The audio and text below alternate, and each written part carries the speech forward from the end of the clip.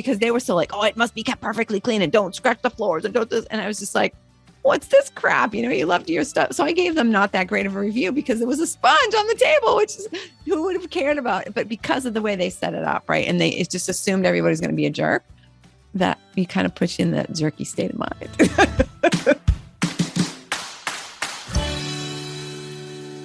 Hey, welcome to another episode of Women Creating Wealth, the podcast where we help you to discover more money, more options, and more fun. Today, as you can see, if you're on the video, Cassie Parks is with us today. So Cassie, I met Cassie when I interviewed her for my other podcast, which is called Get Your Fill, Financial Independence and Long Life. And that show, she was talking about how you can manifest $10,000 because that's kind of what she does, her day job when she's not like being an entrepreneur. So she's a real estate investor. She's a coach. She's an author. She is described as like the fairy godmother to people who have never been able to manifest anything more than a parking space before, because her superpower is teaching people how to make the law of attraction work to manifest money and to manifest your dream life. Her clients and you are going to love her simple, practical way of teaching. But today, she's not here to talk to us about manifesting $10,000. She's here to talk to us about her Airbnb journey. And I was part of that journey because I actually stayed in the Airbnb before it was on the air and live for everybody. Cassie, thank you so much for being with us today to help women create wealth. Yay. Yay. All my favorite things, the way you start the show, fun, money, opportunities, and women creating wealth are the things that I love. When they ask, like, what could you talk about all day long? That's it. Wealth, money, creating wealth. So tell me about how long I stayed with you, like last fall, right? I think it was October. Yeah. And you told me when I talked to you that you were just now getting the Airbnb up and running. Tell me a little bit about your journey. Yeah, absolutely. So we started with renting the pool. We did that in, let's see, we're in 2022. We started in 2021, like the last week of June, 2021, renting the pool. I didn't know that was a thing. What are you're renting your backyard pool? So tell me how you even knew that was something you could do. So my sister had sent us an article about someone in Colorado who during the pandemic had made $50,000 renting their pool out. Yeah. And we were like, okay. And they had, yeah, like not like a couple thousand, like 50,000. We were like, we have a pool. We love our pool. We love sharing our pool, but we don't use it. Like you can't use your pool 24/7. I use it a lot. So, I share this. I love that there was an article because then we're going to get into this later, like about doing things with your partner, but it was her also, like she got the article. So this wasn't me going and saying like, hey, look let's do this. Let's do this. Yeah. And so it was like, okay, do we want to do this? And we're like, yeah. And so we had a few things to finish up. We were headed out on a trip. We picked a date when the deck would be done because we'd started a project that needed to be finished before we could do that. And I loaded it up. We're at the airport and I was like, I'm just going to put this on right now because I don't have anything else to do. And it takes like a day or two to approve it. As soon as it got approved, my phone is like, bing, bing, bing, bing. I'm like, oh, we're doing this. That's something I want to talk about because I have done this to myself more than once, right? When there was a time when I had two houses and I was living in the one that was finished and like avoiding moving to the one that needed to be worked on. And so one night, same thing, I get in bed. I'm like, I'm just going to put this thing on Airbnb and that's going to force me out. Right. So I put it on and lo and behold, I get up the next morning, the guy's checking in that night. And I'm like, what?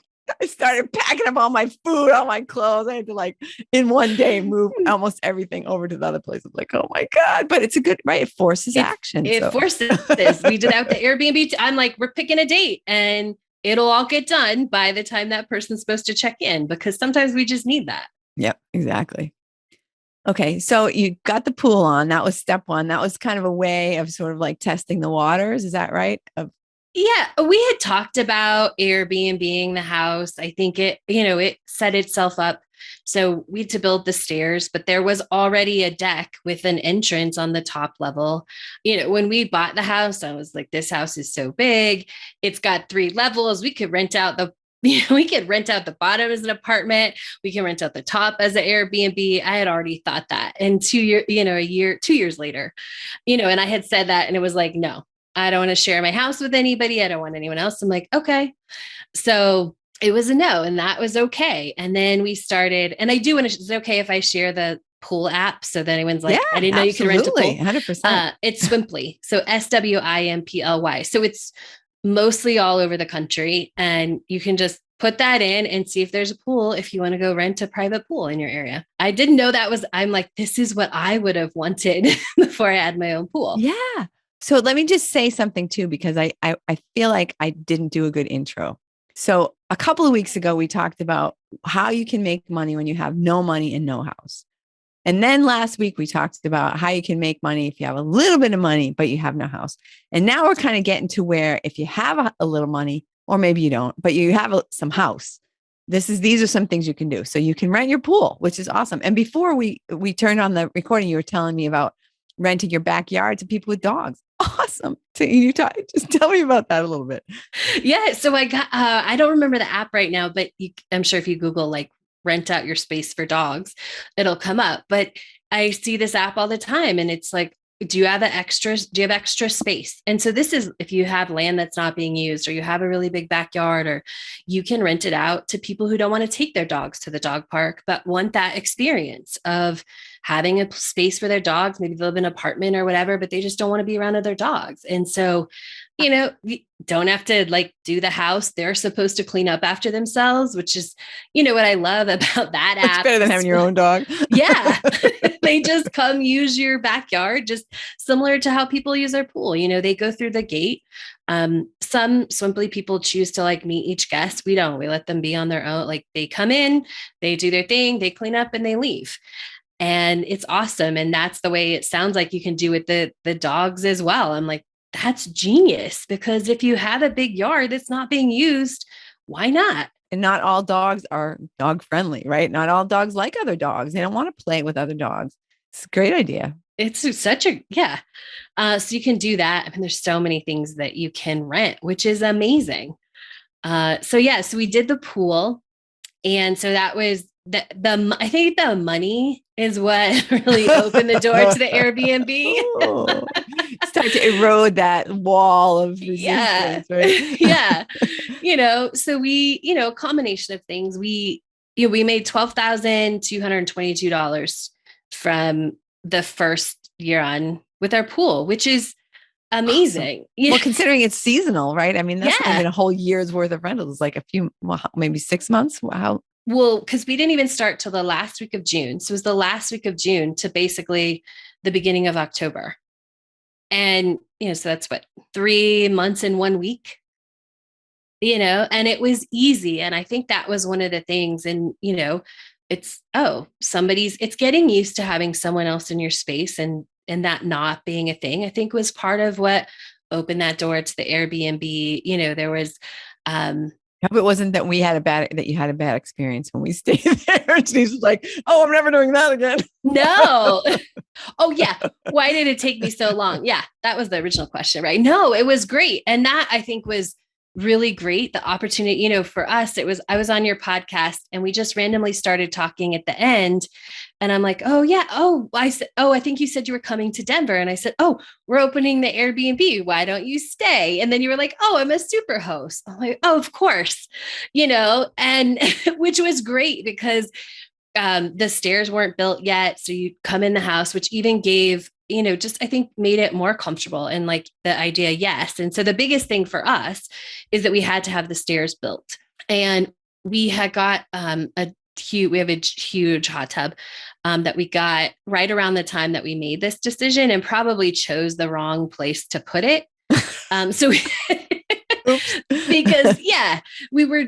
And so we kept trying to design the stairs. And for me, I'm like, I know what I want the entrance to be. I want it to be as close to the gate as possible. I don't want people walking through our yard. I don't want to take up a bunch of space. And, I want us to still have our backyard and this. And so after a while, it kind of just worked out. We had to move the hot tub anyway.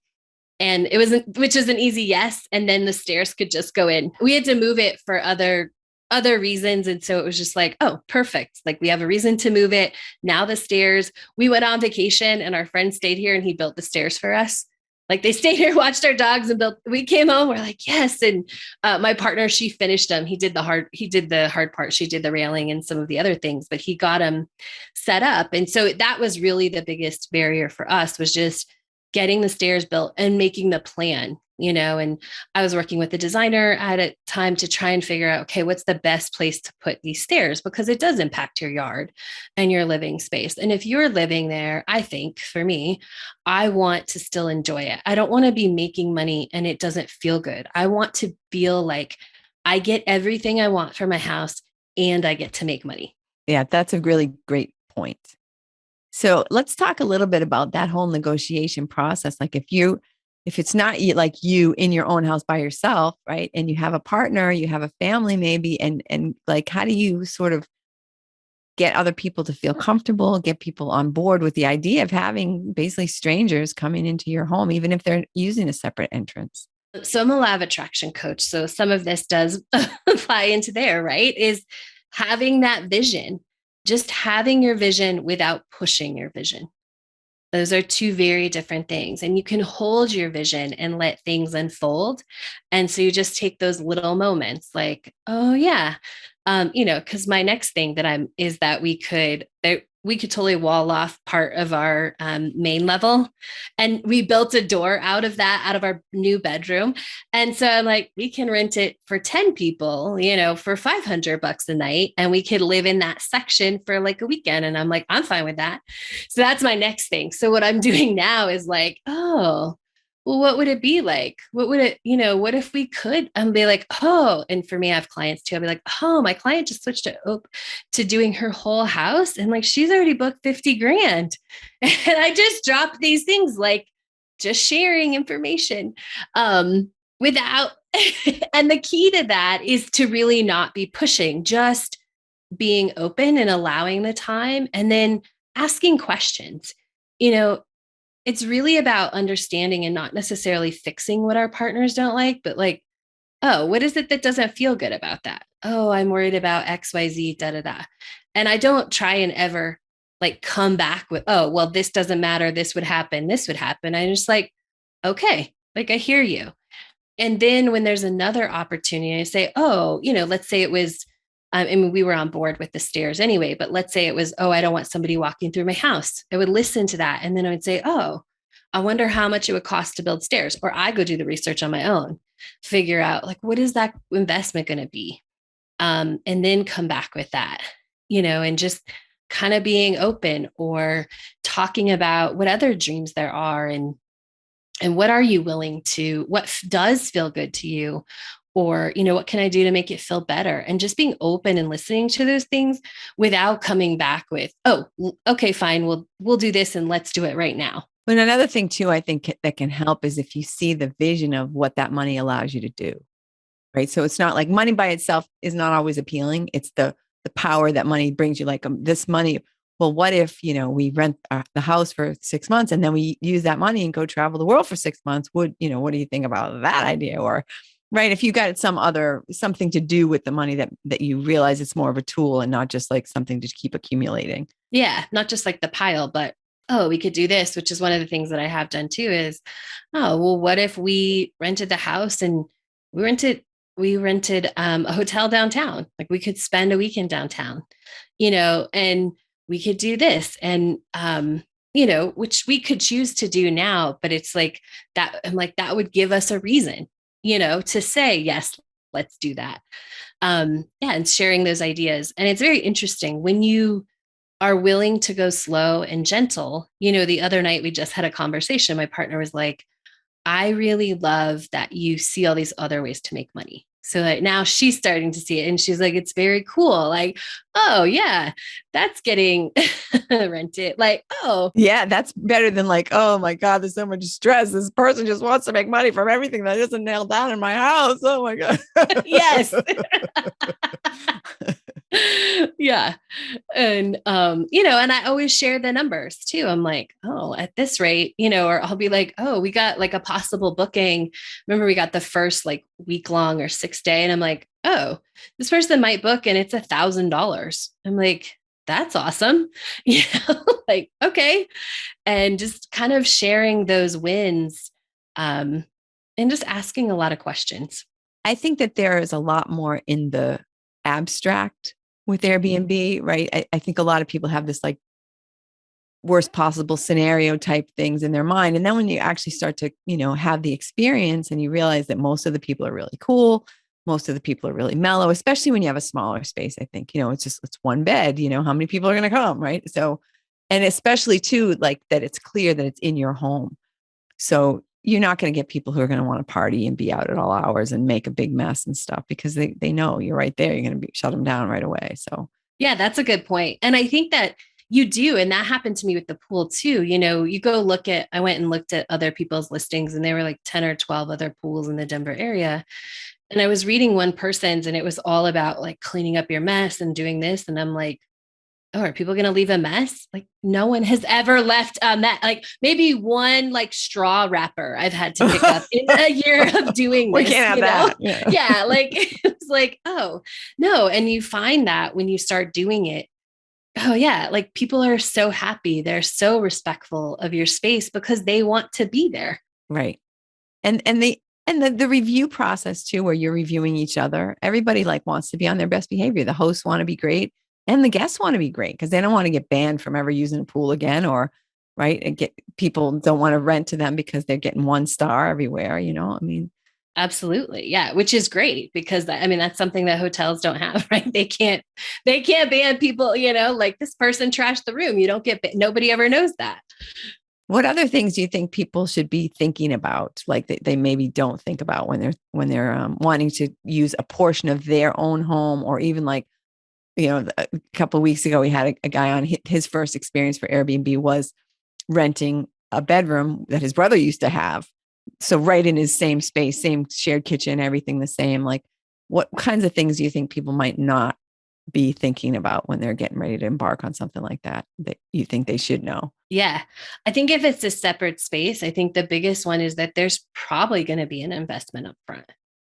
I guess if the bedroom, depending on if it's furnished, maybe you would just let somebody use it. But if you're doing, your whole house or a part of your house, there's an investment in different things. And you could start off with the bare minimum. Like, could we probably have used the sheets that we already had?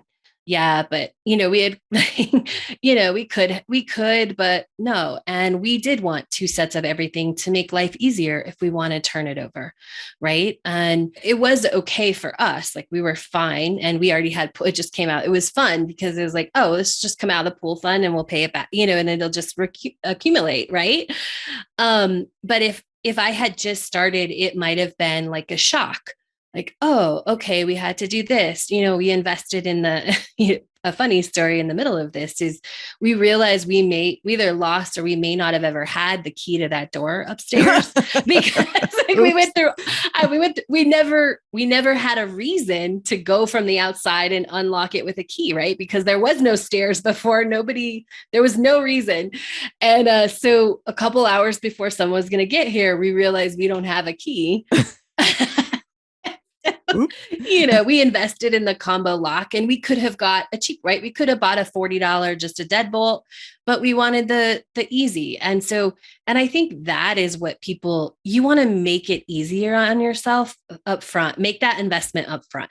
Yeah. Because if you think nobody's going to lock themselves out, then you are crazy, because people are going to, oh no, I just shut the door and the keys are inside and it's 3 a.m. and I really want to get in. And you're just like, idiot, right? Like, like, oh, I'll be delighted to get you in, like, right. Yes. Yeah. Yeah. And just being able to set it up and not have to worry about changing a combo or, it's like we do it from an app. And I'm like, okay, this is your key. And I can, you can set up more of the automation. So I think really I think being prepared that it's going to take longer to list your property than you think because there's so many questions. And more every day, right? Yeah. They're Yeah. literally adding more questions every day. Yeah. And you're just like, okay, like, I don't know if one of the things for us, then I just go with whatever, but, it's like, does it have air conditioning? Well, our house is air conditioned. Is it in the unit? No, but it's like, it does have air conditioning, but there's not an But option they for can't you compare, they can't control it. control it. Right. Yeah. Uh, so just different things like that. But I definitely think one of the things to think about is that upfront investment is to think about just how you want to communicate with people. There's so much to communicate you don't realize, like, this is how you do this is what you do, and just be prepared for that learning curve, because it is, and especially like with us with the pool, it's not all access for our pool, because we rent it out, right? And so we've priced it in accordance with what feels good, a room plus a couple hours of a private pool. And that was really important to me because I stayed in an Airbnb where I thought I was going to be the only one using the pool at a house. And the host was always out there. And then she's having her friends over. And that was not the weekend I had Yeah, when I that's booked pretty it. awkward. Yeah, it was like, I kind of did this for solitude. And now I'm like discussing your book. Like, I just want to be floating in the pool by myself. Another thing you might want to do as far as things in the room, if the person doesn't have access to a kitchen, right? A kettle, maybe a microwave, some of those kinds of things, a Keurig or something, so that they can have something, they don't have to run out every single time they want a cup of coffee in the morning or whatever. Yeah. And so we did, since you've been here, we have a Keurig, we have a fridge. We added a microwave. Our electrician, I think this is something that people don't think about. Our electrician was actually a little nervous he was like, just be careful. He's like, I don't know that room was wired to be like a kitchenette, to be a mini suite. Right. So we actually, we didn't put the microwave at first, and someone suggested that. We're like, all right, we'll just test it out and see if it blows the circuit, or, Our lights went out when you were trying to microwave, but yeah, what are you going to do? And putting those notes, because that was a good point, something that I didn't think about. Like, what do you mean I just can't put everything in here, like make a whole other kitchen? And it's like, oh, okay, we have to try that. We found a very low voltage microwave so that it doesn't, blow that. And different things like that. Like, I want to add a sauna. And he's like, we got to make sure there's enough power to that room because it's only on so many circuits. And so I think that's something that we don't think about. We're like, oh, we'll just plug in a microwave in what used to be our bedroom, because ours is, it was the main bedroom and bathroom, but it's on its own level. And so it had, it's just its own space. But when they built it in the 70s, people weren't, they didn't build it for an Airbnb. Or even for like computers and, like all the stuff that even an average person would plug in now into a bedroom. So, and then like, oh, why is the refrigerator on this side of the house and the microwave's on the other side of it? That doesn't make sense. Oh, it makes sense. All right. Because these are two different circuits, right? If you want to use them both. Yeah. Otherwise you have to select before you come. Like, do you want the microwave or do you want the fridge? Just let us know. We'll just take out whatever you don't want. Yeah, definitely. Definitely. Anything else that you can think of that is like, I hope that this has given people some ideas of things that they could do. Like, what is available in your house? Can you turn your lower level into its own suite? Can you turn your upper level? Like, can you partition something? Can you rent your pool? Can you rent your yard? Can you rent your driveway to somebody who's got a boat that they want to eat? Right? There's all kinds of ways when you start thinking about ways to make money. All of a sudden you realize that everything you own is potentially. Yeah.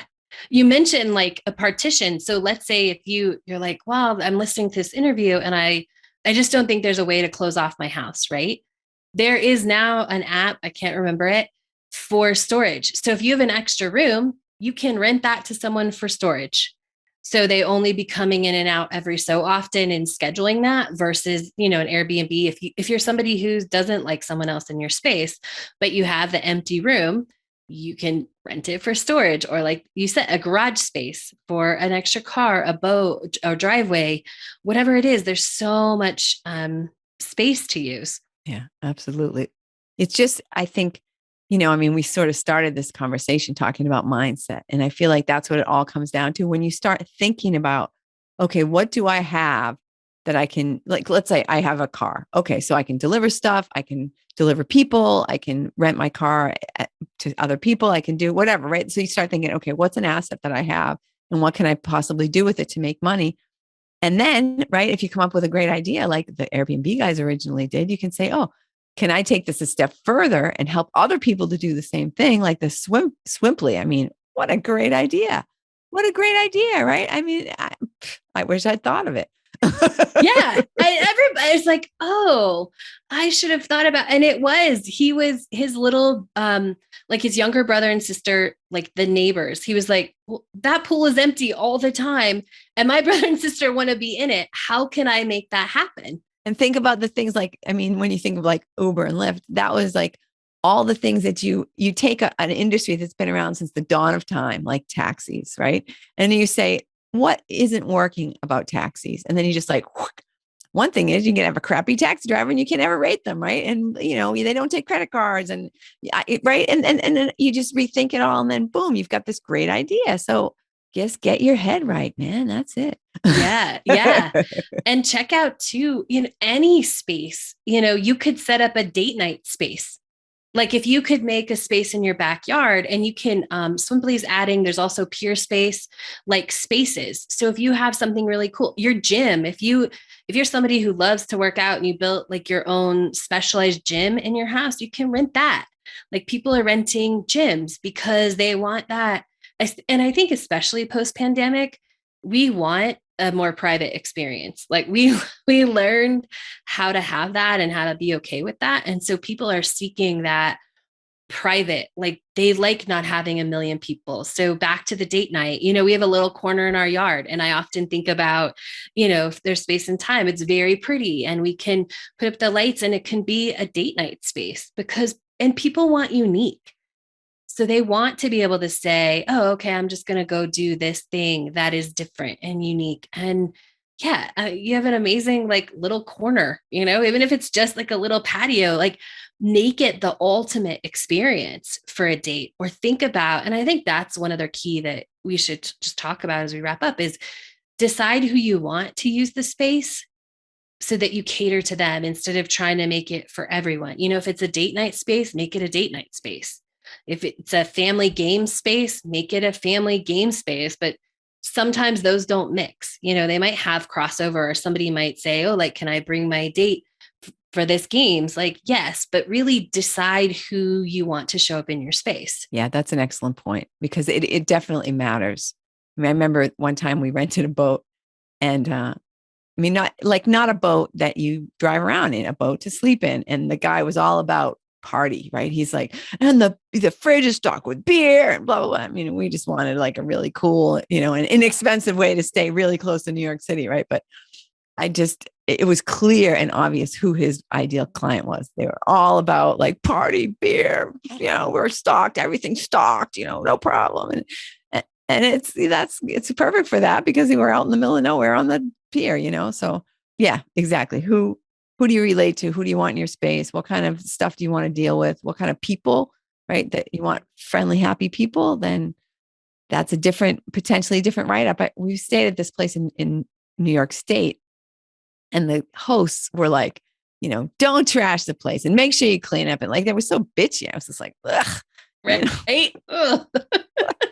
And in the end, just because and then we get there, because they were so anal about the thing, we get there and like the cleaner had left like a sponge and some stuff on the table and stuff like that. And I'm like, what's this? Like, I mean, that's something that who would really care about, but because they were so like, oh, it must be kept perfectly clean and don't scratch the floors and don't this. And I was just like, what's this crap? You loved your stuff. So I gave them not that great of a review because there was a sponge on the table, which is who would have cared about it? But because of the way they set it up, right? And it just assumed everybody's going to be a jerk, that you kind of push in that jerky state of mind. Yeah, you do. Right. Yeah. There's so much law of attraction, I feel like, in Airbnb, and you can see it, and you can see it in the way people show up, and which is always so interesting to me, because I have a vision of what I think entrepreneurs are. And then I sometimes see people on even Swimply or Airbnb, and I'm like, huh, that's different than I would think about that situation. You know, I would, which is just how we show, like, we're very, we don't have a lot of cleanup because I think when you don't tell people to clean up, they generally clean up. Well, I think people have an idea, like if they come into a space and it's clean and it's well kept and well taken care of, they're going to leave it that way. If they come into a space and it's kind of like, lots of, dust bunnies, they're not going to be so concerned about it. So what you put out is what you get back. 100%. Yeah. I agree with the law of attraction comment. Absolutely. Totally. Oh, and we're probably at the end, but I think you should share that tip that you shared with me because it made sense to me. You said, I know you're going to take the personal stuff out, but make sure there's like still some personality in the room because, people won't complain as much. Like if the space is like, it doesn't matter what the design is, but if it's clear, or however you said it, you'll probably say it better. Well, I mean, that's the thing. When you go to a hotel, I feel like you're more, I don't want to say critical, but you just have a different mindset than if you come and you're staying at somebody's house and you kind of like them, right? I mean, you've been conversing with them and you had kind of a good situation. And then when you show up in the place, it kind of feels like it has a little bit of personality. Then it's more real. It's not like a corporation or a generic kind of thing. You feel like, oh, I want to give them a good review because they're so sweet. I mean, it's just, even if something bad happens, you're just like, oh no, I can't believe that happened. I'm so sorry. What can I do to make it right? All kinds of things can happen. But if you handle it nicely, people are 100%, not 100%, 97% going to be, still giving you a good review because you cared about how they felt. So yeah, it's just something to make it feel like I mean, I actually talked with the guy last week about when you let other people manage your Airbnb properties, as far as like doing the actual reviews and stuff like that. I mean, like conversing with the guests. I have a real trouble with that. I mean, he said he spent a long time training the people because it's how you talk to them is just the key to your happiness. Yeah, right. As a host. Yeah, absolutely. Because that's what that's the most, communication. They don't see you like at a hotel when they're waving goodbye to the person behind the desk as they walk out, right? That's the way that they're seeing you and communicating you is through those messages. Let's assume that people want to manifest $10,000 or something like that. How can they get in touch with you? So they can go the easiest anything with me, you can go to morecassie.com. CASSIE.com. So if you want to do that, we also have where you can join and then you can pay after you manifest. So you can find that link there. Any of that's at morecassie.com. I love that, more Cassie. If you just can't get enough Cassie, come on in. Well, it was great to see you. Big, giant virtual hug. Yes. Oh, I was so happy to get your email. And thank you for sharing all your wisdom with us. Probably not all of it, but a portion of your wisdom with us. And thank you, listener, for tuning in. And we'll see you next week.